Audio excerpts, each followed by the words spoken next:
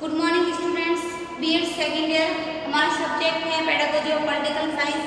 कल हमने इसके अंतर्गत जो राजनीति विज्ञान की जो पाठ्य पुस्तक है उसका माध्यमिक स्तर पर किस प्रकार से उसकी समालोचनात्मक विश्लेषण किया गया था। पाठ्य पुस्तक की जो समीक्षा की गई थी, पाठ्य पुस्तक के समीक्षा के क्या क्या आधार थे उसके बारे में अपन ने कल पढ़े थे, जिसके उसके मुख्य बिंदु थे। जैसे पाठ्य पुस्तक की समीक्षा के बारे में उसके मुख्य बिंदु सर्वप्रथम पढ़ा था अपन ने आयु स्तर के बारे में, दूसरा पढ़ा था उसके आकार के बारे में, तीसरा पढ़ा था उसके प्रकाशन सामग्री के बारे में, चौथा पढ़ा था उसके कवर सामग्री के बारे में, फिर पढ़ा था संगठन के बारे में, फिर पढ़ा था उसकी जो प्रस्तुतिकरण है किस प्रकार से होना चाहिए, किस प्रकार उसके जो थे उसके बारे में पढ़ा था, फिर उदाहरणों का समावेश किस प्रकार से होना चाहिए, फिर मानचित्र का प्रयोग कैसे किया गया कैसे नहीं उसके बारे में, फिर अभ्यास प्रश्नों, फिर संदर्भ सूची व जो परिशिष्ट विषय थे उसके अनुसार परिशिष्टित विषय थे उनके अनुसार जो समाहार थे शिक्षार्थी थे उनको क्या क्या पाठ्य पुस्तक के अंतर्गत क्या क्या वो अपने सुझाव प्रस्तुत कर सकेंगे उसके बारे में भी पढ़ा था। जैसे विद्यार्थियों के जो लिए पुस्तक का आकार प्रकार किस प्रकार का होना चाहिए, जो विद्यार्थियों के लिए पुस्तक स्थानुकूल है कि नहीं है, उसमें उसकी रुचि है कि नहीं है, वो उसके जीवन में किस प्रकार से उपयोगी है, वो पुस्तक का मूल्य क्या है, इन सभी बातों का कल की जो ऑनलाइन क्लास थी उसमें अपन ने अध्ययन किया था। आज इसके जो नया टॉपिक है, नेक्स्ट टॉपिक है नया राजनीति विज्ञान की पाठ्य पुस्तक के लिए मूल्यांकन के जो मानदंड है उसके बारे में पढ़ेंगे। इकाई फर्स्ट का जो अपना लास्ट का टॉपिक है आज राजनीति विज्ञान की पाठ्य पुस्तक के लिए मूल्यांकन के जो मानदंड है उसके बारे में पढ़ेंगे। तो मूल्यांकन के जो मानदंड है उसको हम निम्नलिखित रूप में ज्ञात कर सकते हैं। सबसे पहले इसका पढ़ेंगे सामान्य परिचय के बारे में। सामान्य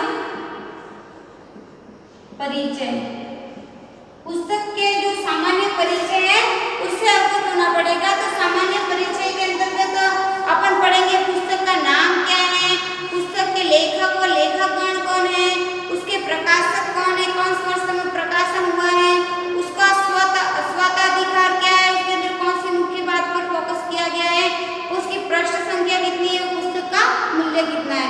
तो सबसे पहले पढ़ेंगे इसमें पुस्तक का नाम, पुस्तक का नाम, दूसरा पढ़ेंगे इसके अंतर्गत अपन पुस्तक का नाम, पुस्तक के जो लेखक है वह लेखक गण के बारे में, लेखक गण के बारे में। तीसरा पढ़ेंगे इसमें अपन जो पुस्तक का जो प्रकाशक है उसके बारे में, प्रकाशक के बारे में। चौथा पढ़ेंगे इसमें जो स्वातत्व अधिकार है, पुस्तक के अंतर्गत जो स्वातत्व अधिकार किसका है, तो स्वतत्व अधिकार के बारे में पढ़ेंगे। फिर पढ़ेंगे इसमें अपन जो पुस्तक है उस पुस्तक की पृष्ठ संख्या कितनी है उसके बारे में, पृष्ठ संख्याओं के बारे में। और फिर पढ़ेंगे पुस्तक के मूल्य के बारे में, पुस्तक के मूल्य के बारे में, पुस्तक का मूल्य। इसमें पढ़ेंगे जो सामान्य पुस्तक का परिचय है उसके अंतर्गत सामान्य परिचय पढ़ेंगे जिसमें पुस्तक का नाम, लेखक, उसके लेखक जैसे कि पुस्तक का नाम है समझ लो सामाजिक विज्ञान है, अपने पुस्तक का नाम होगा राजनीति विज्ञान नागरिक शास्त्र विज्ञान। इसमें लेखक होगा जैसे लेखक है प्रोफेसर एस के दुबे के द्वारा लिखी गई है या झा के द्वारा लिखी गई है, या जो भी लेखक है उसके सहायक लेखक कितने पुस्तक को लिखने में किन किन विद्वानों ने सहायता की है, किसने अपने विचार इसमें व्यक्त किए हैं वो लिखेंगे। फिर प्रकाशक कब हुआ है, उस पुस्तक का मुद्रण कब हुआ है, कौन से सन के अंतर्गत हुआ है, जैसे 16 में हुआ, 17 में हुआ, 18 में हुआ है वो लिखा जाएगा कि कितनी पुरानी है, कि कौन से सन में इसका प्रकाशन हुआ है। फिर स्वतंत्र अधिकार क्या है, इसके अंतर्गत कौन सी बातों का फोकस किया गया है, फिर उसकी पृष्ठ संख्या कितनी है, जैसे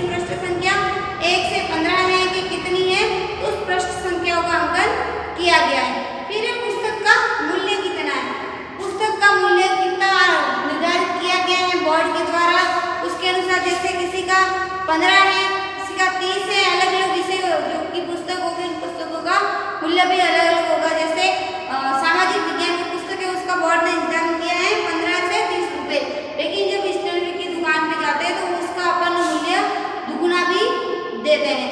दूसरा पढ़ेंगे इसका जो दूसरा है मानदंड, उसमें पढ़ेंगे अपन यांत्रिक तत्व के बारे में।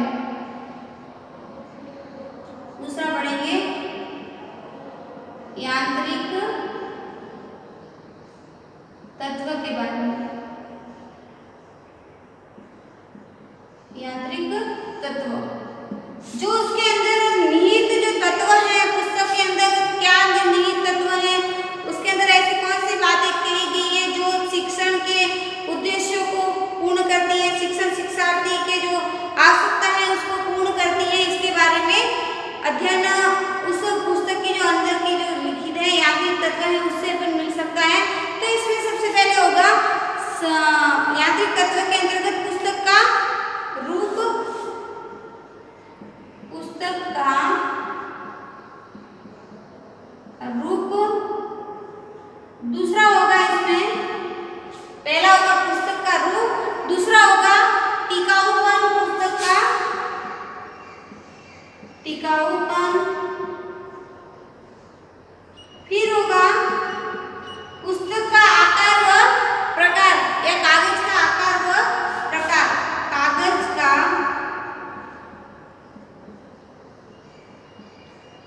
आकार या प्रकार, कागज किस आकार का है और किस प्रकार का है ये हम चर्चा करेंगे अभी। फिर पढ़ेंगे अक्षरों की स्पष्टता, अक्षरों की स्पष्टता। ये यांत्रिक के अंदर पढ़ रहे हैं, अंदर की जो पुस्तक के अंदर बातें हैं उसके अंदर पढ़े हैं। फिर शब्द और रेखाओं के बीच की दूरी, शब्द व रेखाओं के बीच की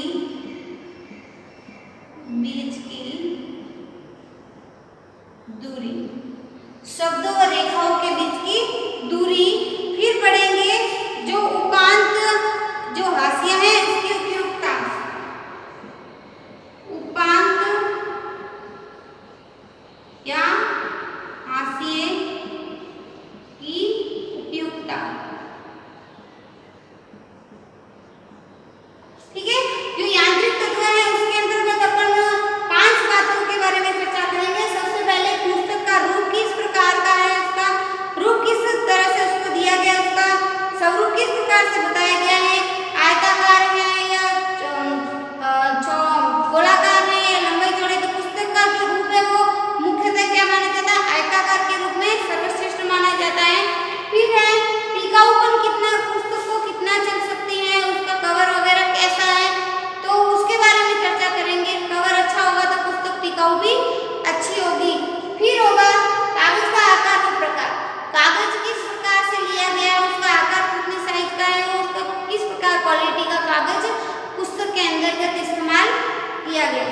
फिर है अक्षरों की स्पष्टता, अक्षर किस प्रकार से बनाए गए, उसके अंदर छोटे हैं या बड़े हैं, गहरे हैं या हल्के हैं, तो अक्षर उसके अंदर किस प्रकार से बनाए गए उसके बारे में पढ़ेंगे। फिर शब्दों और रेखाओं के बीच की दूरी, शब्द है और शब्द के बीच में जो ऊपर रेखाएं लगती है उन रेखाओं के बीच में पुस्तक के अंतर्गत कितने सेंटीमीटर की दूरी निर्धारित की गई है उसका भी अध्ययन करना आवश्यक होता है। फिर है उपांत हाशिया की उपयुक्तता, जो हाशिया होता है ये उसकी उपयुक्तता कहाँ तक सीमित है, वाक्य के कहाँ तक उसका उपयोग हो रहा है, तो ये सभी बातें अपन यांत्रिक तत्वों के अंतर्गत पढ़ेंगे। फिर है संगठन, तीसरा है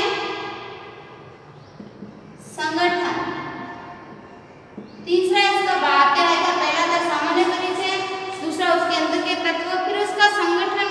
पुस्तक के अंदर कौन कौन सी बातों का समावेश है, किन किन संगठनों को निर्धारित करके पुस्तक का मानदंड किया गया है। तो सबसे पहले संगठन के अंतर्गत पढ़ेंगे सामान्य योजना, सामान्य योजना के बारे में पढ़ेंगे। दूसरा पढ़ेंगे इसी के अंतर्गत विषय वस्तु का विभाजन के बारे में,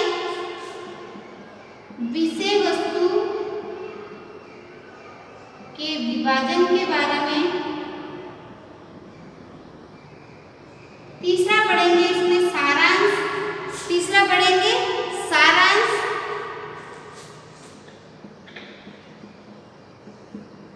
चौथा पढ़ेंगे इसमें क्रमबद्धता।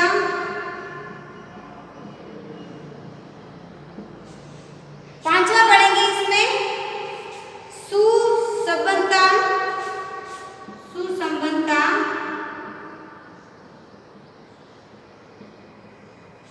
सुसंबद्धता। फिर पढ़ेंगे मूलभूत एकता। मूलभूत एकता। सबसे पहले जो संगठन है उसके अंतर्गत अपन सामान्य योजना के बारे में पढ़ेंगे कि पुस्तक का जो निर्धारण है वो किस योजना पर, किस उद्देश्य के आधार पर इसका निर्धारण किया गया है। फिर दूसरा है विषय वस्तु के विभाजन के बारे में। विषय वस्तु का जो विभाजन किस प्रकार से किया गया है, उसके कितने भाग गए हैं, कितने प्रकरणों के अंतर्गत, कितनी समय सीमा के अंतर्गत उस प्रकरण को पढ़ाया जाना है, उस विषय के वस्तु के भाग निर्धारित किए गए, खंड किए गए हैं। फिर है सारांश। अंत में उस विषय वस्तु का क्या सारांश रहेगा, उसका संक्षिप्त स्वरूप क्या होगा। फिर उसकी क्रमबद्धता किस प्रकार से है, जैसे संसद के बारे में पढ़ रहे थे, संसद में बड़े संसद के परिचय। फिर उसके अंदर जो किन किन से संसद का निर्माण हो रहा है उसके बारे में पढ़ेंगे, उसकी क्रमबद्धता के बारे में पढ़ेंगे।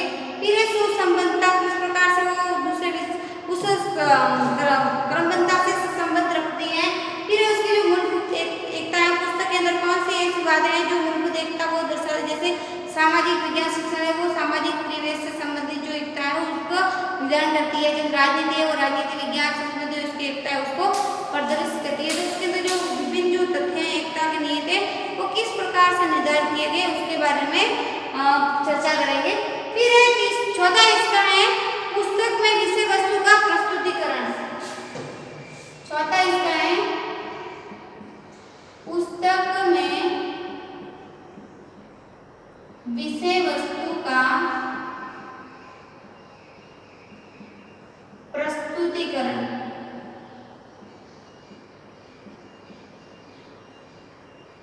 चौथा इसका भाग है पुस्तक में जो विषय वस्तु है उसका अपन प्रस्तुतिकरण किस प्रकार से करेंगे। तो सबसे पहले इसमें पढ़ेंगे अपन शैली, उसकी भाषा शैली के बारे में। उसकी शैली कैसी है, भाषा शैली कैसी है, सरल है या कठिन है। फिर है शब्द भंडार।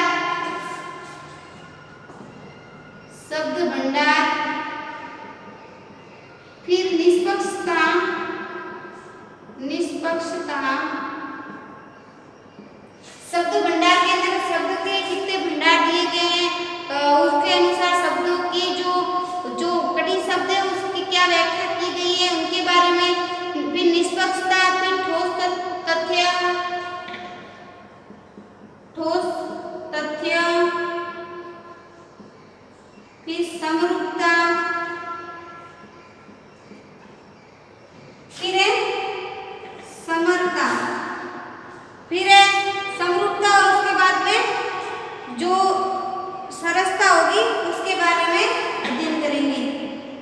सरसता के बारे में जो पुस्तक की जो विषय वस्तु उसमें उसकी जो भाषा शैली किस प्रकार से होगी, कठिन है या सरल है, शब्द भंडार कितने हैं उसके अंतर्गत, उसकी निष्पक्षता किस बात को छूती नहीं है, किस तथ्य को सही मानती है, तर्कसंगत मानती है।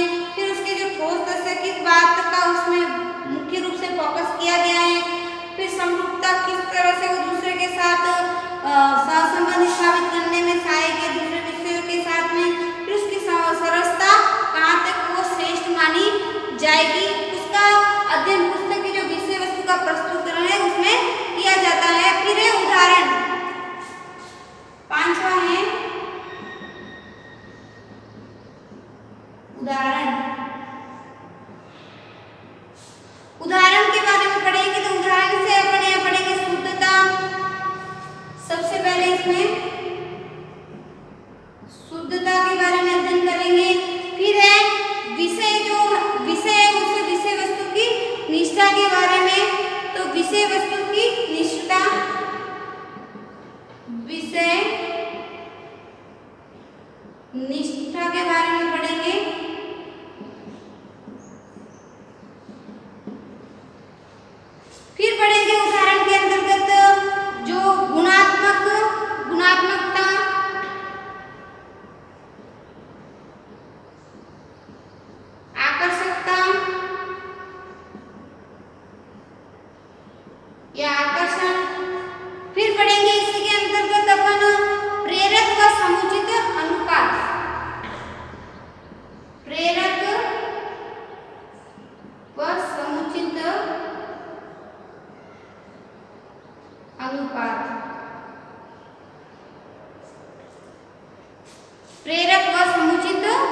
अनुपात।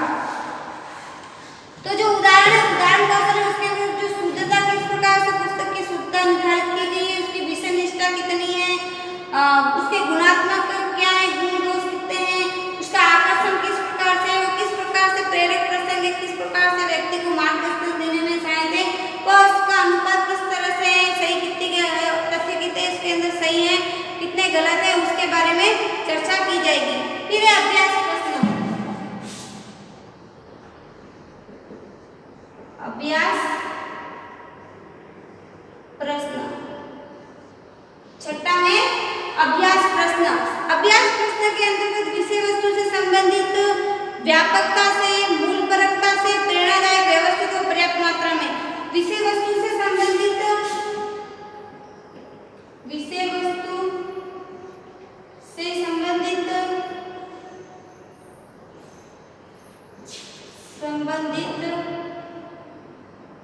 दूसरा होगा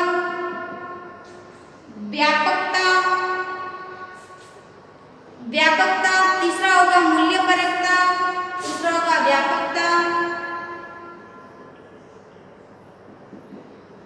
मूल्यपरकता, फिर होगा इसके अंतर्गत प्रेरणादायक,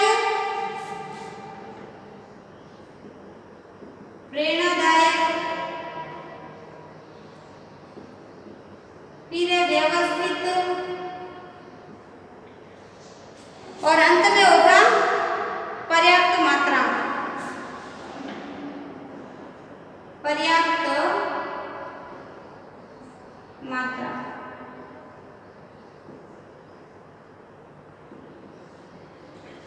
जो अभ्यास प्रश्न है उसके अंतर्गत अपन निम्न बातों की चर्चा करेंगे।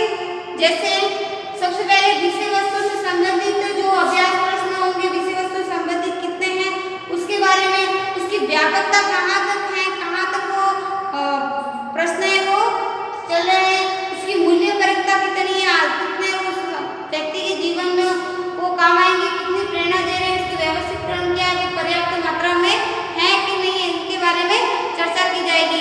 फिर है संदर्भ एवं शब्दावली। सातवां है संदर्भ एवं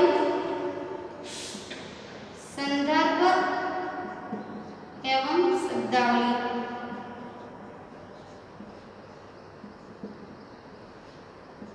संदर्भ और जो शब्दावली है उसके अंतर्गत व्यवहारिकता,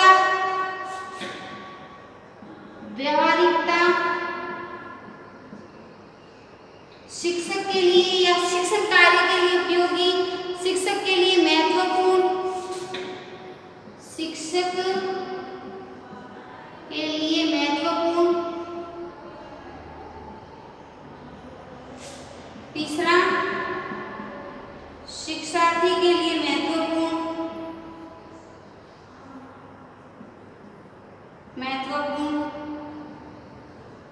फिर है चौथा सामग्री का प्रकार, पूर्णता और संबंधता। सामग्री का प्रकार, पूर्णता व संबंधता।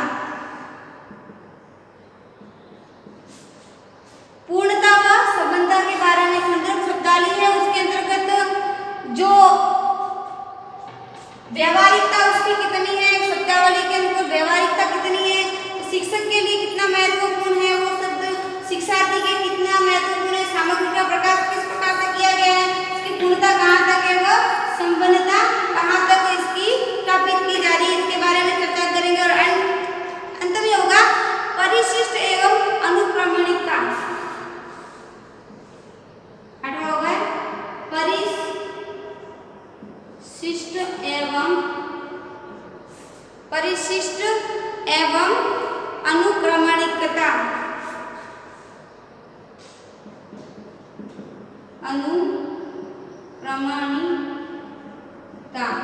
परिशिष्ट एवं अनुक्रमणिकता। इसके अंतर्गत अपन पूर्णता, जो महत्वपूर्णता, सुसंबद्धता, व्यवस्थित है उसके बारे में पढ़ेंगे। पूर्णता या आपका लास्ट है पूर्णता, महत्वपूर्णता,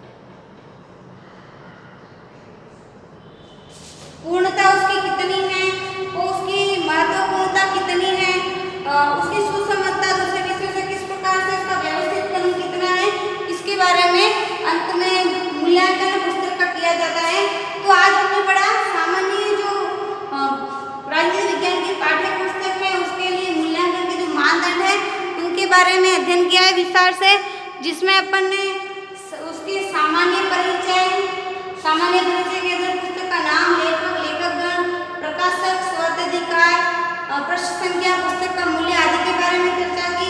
दूसरा उसका यांत्रिक अंतर्गत तत्व, उसमें पुस्तक का रूप, उसका टिकाऊपन, कागज का आकार, प्रकार, अक्षरों की स्पष्टता, शब्दों और रेखाओं के बीच की दूरी कितनी है, उपानुभाषी की उपयुक्तता कितनी है। तीसरा उसका जो संगठन है, संगठन के अंदर सामान्य योजना, विषय वस्तु के विभाजन के बारे में, उसके सारांश के बारे में, क्रमबद्धता के बारे में, उसकी समानता के बारे में, मूलभूत एकता के बारे में पढ़ा। फिर उसका जो चौथा है बिंदु, उसका पुस्तक में विषय वस्तु का प्रस्तुतिकरण, तो उसके अंदर शैली, भाषा शैली के बारे में, शब्द भंडार के बारे में, निष्पक्षता के बारे में, उसके ठोस तथ्य क्या है उसके बारे में, फिर समरूपता व सरसता के बारे में अध्ययन किया जाता है। फिर उसके उदाहरण के बारे में, तो उदाहरण का समय, उसकी शुद्धता कितनी है, उसकी विषय वस्तु के प्रति निष्ठता कितनी है, उसका गुणात्मकता का भार कितना है, आकर्षण कैसा है, प्रेरक किस प्रकार से, मार्गदर्शक है, समुचित अनुपात किस प्रकार से किया जाएगा, इसका अध्ययन भी किया जाता है। फिर अभ्यास प्रश्न के अंदर विषय वस्तु से संबंधित जो अभ्यास प्रश्न होंगे वो कितने हैं, व्यापकता उसकी कितनी है, मूल्यपरकता कितनी है, प्रेरणादायक कितने, व्यवस्थित कितने और पर्याप्त मात्रा में है या नहीं है, इसका मानदंड भी पुस्तक के अंदर किया जाता है। फिर उसका सातवां अध्ययन, उसमें संदर्भ व शब्दावली के बारे में पढ़ेंगे। तो व्यावहारिकता कितनी है, शिक्षक के लिए कितना महत्वपूर्ण है, एक शिक्षार्थी के लिए कितना महत्वपूर्ण है, सामग्री का प्रकार किस प्रकार से होगा, पूर्णता कितनी है व संबद्धता कितना है।